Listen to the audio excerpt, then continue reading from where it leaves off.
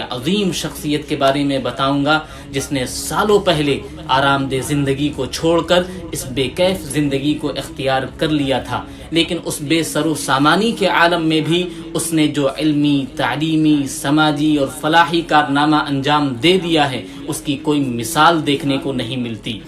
کون جانتا تھا کہ 1 جون سن 1950 کو ہندوستان کے صوبہ گجرات کے ضلع سورت کے نامعلوم قصبہ وستان میں پیدا ہونے والے اس فرزند کو پورے عالم اسلام میں کس چمک کے ساتھ طلوع ہو کر چمکنا ہے کہ ان کے مقابلے میں سب کی چمک مان پڑ جائے گی۔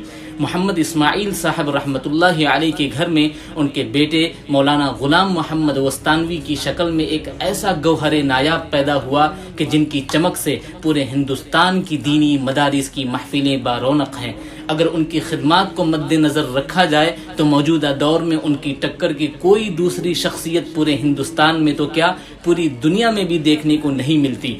مولانا غلام محمد وستانوی نے قرآن کریم اپنے وطن کوساری ہی کے مدرسہ قوت الاسلام میں رہ کر پڑھا۔ اس کے بعد اپنے ننیحال سورت اور مدرسہ شمس العلوم بڑودہ میں بھی ابتدائی کتابیں مختلف اساتذہ کرام سے پڑھیں۔ اس کے بعد گجرات کے مشہور و معروف مدرسہ فلاح دارین ترکیسر میں داخل ہوئے اور مسلسل 8 سال رہ کر سند فراغت حاصل کی۔ ان کے اساتذہ میں حضرت مولانا عبداللہ کاپودروی رحمۃ اللہ علیہ جیسے نامور استاد شامل ہیں۔ فلاح دارین سے فراغت کے بعد مزید علمی پیاس بجھانے کے لیے مظاہر العلوم سہارنپور چلے گئے۔ وہاں شیخ الحدیث حضرت مولانا محمد یونس صاحب جونپوری رحمۃ اللہ علیہ سے صحیح البخاری اور دوسرے اساتذہ سے دور حدیث شریف کی کتابیں پڑھ کر سن 1973 میں فراغت حاصل کی۔ فراغت کے بعد دارالعلوم کنتھاریہ بھروچ چلے گئے اور وہاں فارسی سے لے کر متوسطات تک کی مختلف علوم و فنون کی کتابیں پڑھائیں۔ جب آپ دارالعلوم کنتھاریہ میں بحیثیت استاذ تھے، اسی زمانے میں جامعہ اسلامیہ اشاعت العلوم عکل کوہ کی بنیاد ڈالی، جس کی ابتدا مکرانی پھلی سے کی گئی۔ ابتدا میں ان کا قیام کنتھاریہ ہی میں رہا۔ اس دوران مولانا یعقوب خان پوری رحمۃ اللہ علیہ اور ان کے بڑے بھائی حافظ اسحاق صاحب رحمۃ اللہ علیہ نظامت سنبھالتے رہے، لیکن جب انہوں نے دیکھا کہ یہاں رہتے ہوئے مکمل نظم و ضبط دشوار ہوگا تو پھر استعفیٰ دے کر مستقل عکل کوہ تشریف لے آئے، جب سے اب تک رئیس الجامعہ کے عہدے پر فائز ہیں۔ اس ادارے کی ابتدا 1 استاد اور 6 بچوں سے ہوئی تھی۔ آج اس ادارے کے احاطے میں 16,000 طلبہ دینی اور عصری علوم حاصل کر رہے ہیں۔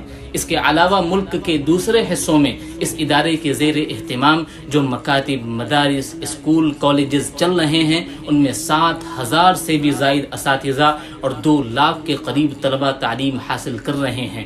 یہاں تجوید و قرات کے ساتھ قرآن کریم کی تعلیم و تفسیر کو اولیت دی جاتی ہے۔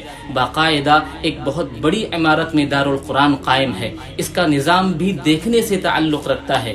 نوٹس بورڈ پر ہر دن کی تازہ معلومات درج ہوتی ہے کہ آج کتنے بچے درسگاہ میں حاضر ہیں، کتنے غیر حاضر چھٹی پر یا بیمار ہیں، کتنے اساتذہ حاضر ہیں، غائب یا بیمار یا رخصت پر ہیں۔ ایک چوکور منزلہ عمارت ناظرہ اور ابتدائی درجات کے لیے ہے، جہاں تقریباً 3,000 بچے پڑھتے ہیں۔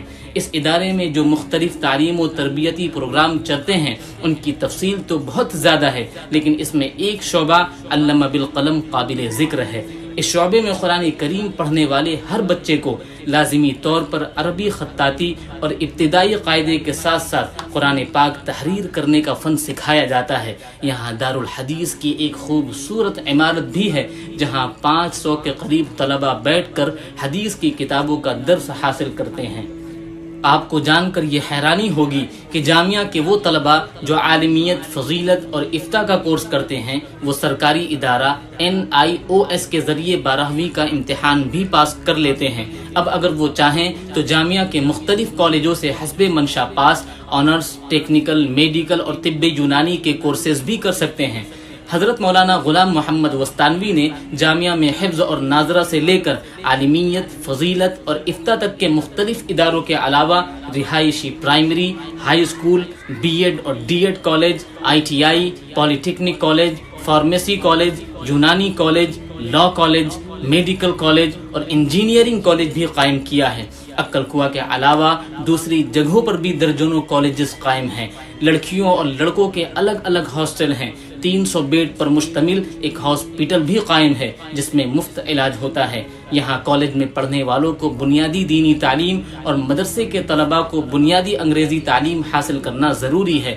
یہاں پڑھانے والے اساتذہ اور ان کے اہل خانہ کے لیے جامعہ کے احاطے کے اندر ہی 550 سے بھی زیادہ کوارٹرز تعمیر کیے گئے ہیں۔ یہاں پڑھانے والے تمام اساتذہ اپنے اہل خانہ کے ساتھ یہیں مقیم رہتے ہیں۔ جامعہ کی طرف سے مختلف زبانوں میں مدرسے کے ترجمان اور دیگر دینی و اخلاقی رسائل و جرائد کی اشاعت بھی کی جاتی ہے۔ ان کی سرکولیشن بھی ہزاروں میں ہے۔ جامعہ کے تحت مختلف سینٹر قائم کر کے خواتین کو سلائی، کڑھائی اور دوسرے کام سکھائے جاتے ہیں۔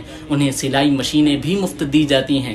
غریبوں کی ہمہ جہت مدد کے دوسرے بھی مختلف پروگرام جاری ہیں۔ جامعہ سوشل میڈیا کے مختلف پلیٹ فارم پر بھی سرگرم رہتا ہے۔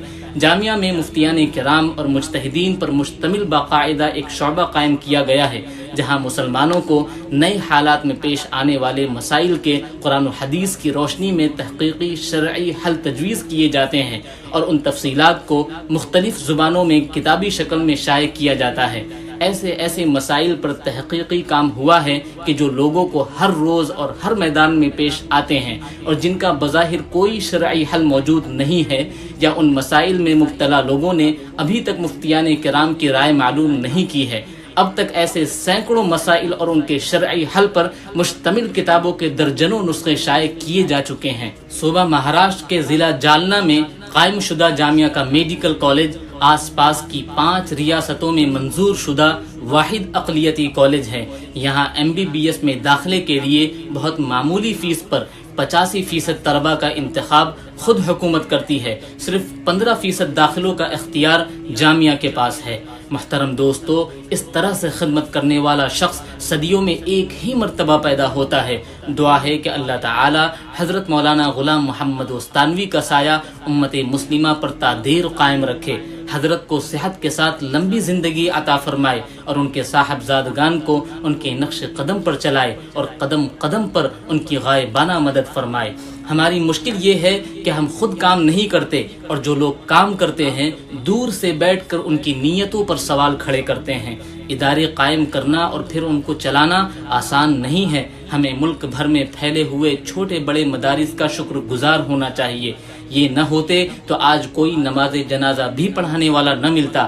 ان مدارس کی وجہ سے بر صغیر کے گھروں میں اسلام زندہ ہے۔ کورونا جیسے عالمی حالات نے ان مدارس کی کمر توڑ کر رکھ دی ہے۔ اپنے ارد گرد کے مدارس مکاتب کی خبر لیجئے اور حسب استطاعت ان کی مدد کیجئے کہ اس وقت دین کی یہی سب سے بڑی خدمت ہوگی۔ والسلام علیکم ورحمۃ اللہ وبرکاتہ۔